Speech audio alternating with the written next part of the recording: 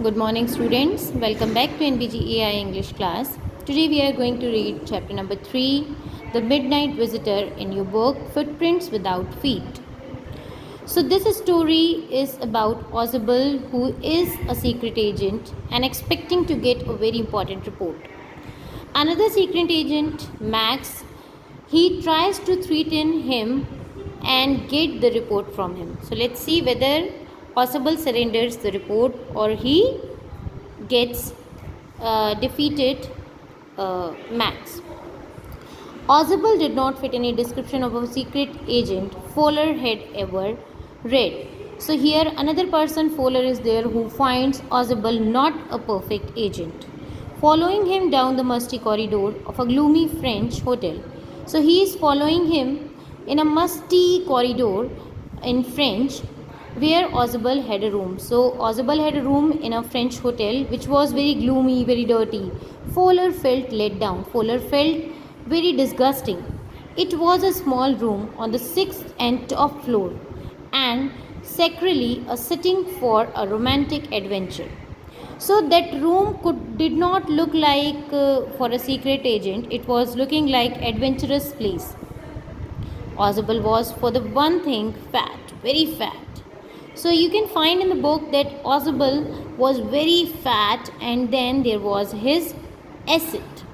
Though he spoke French and German passably, he had never altogether lost the American accent he had brought to Paris from Boston 20 years ago.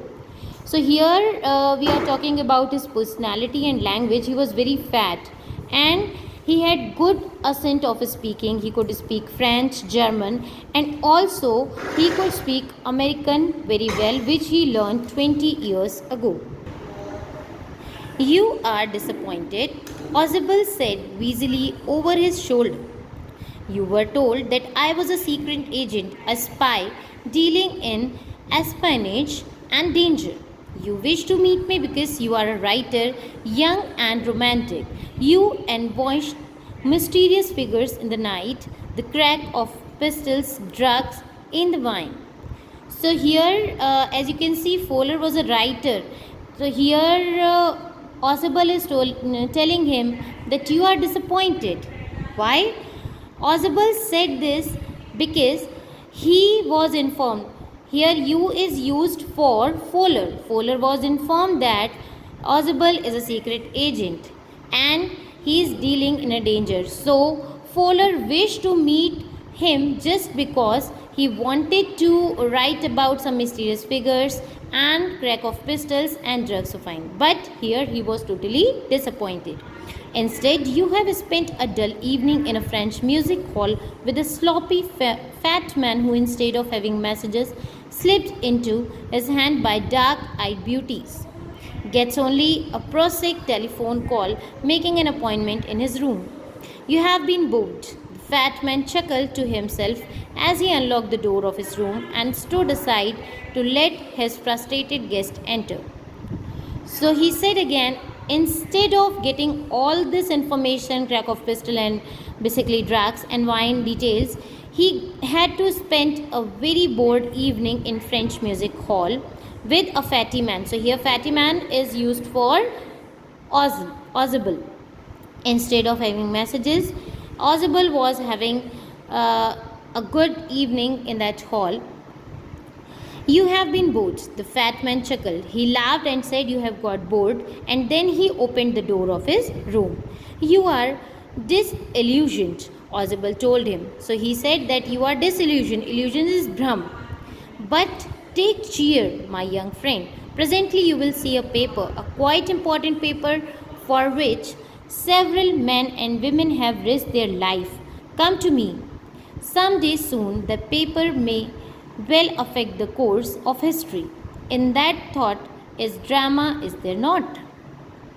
So here Ozable is trying to pretend that he is not an agent.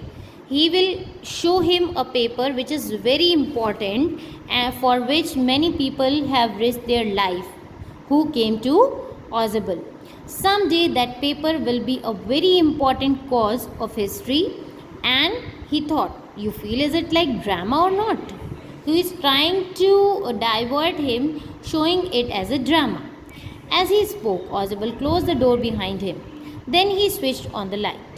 So, as that person, Fowler, spoke, Ozable just closed the door and then switched on the light.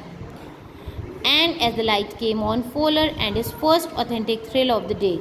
For halfway across the room, a small automatic pistol in his hand stood a man.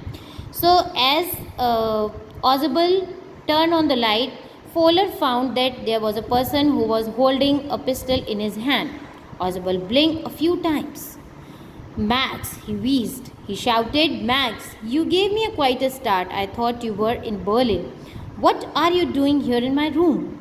So now the person who was holding the gun in his hand was Max.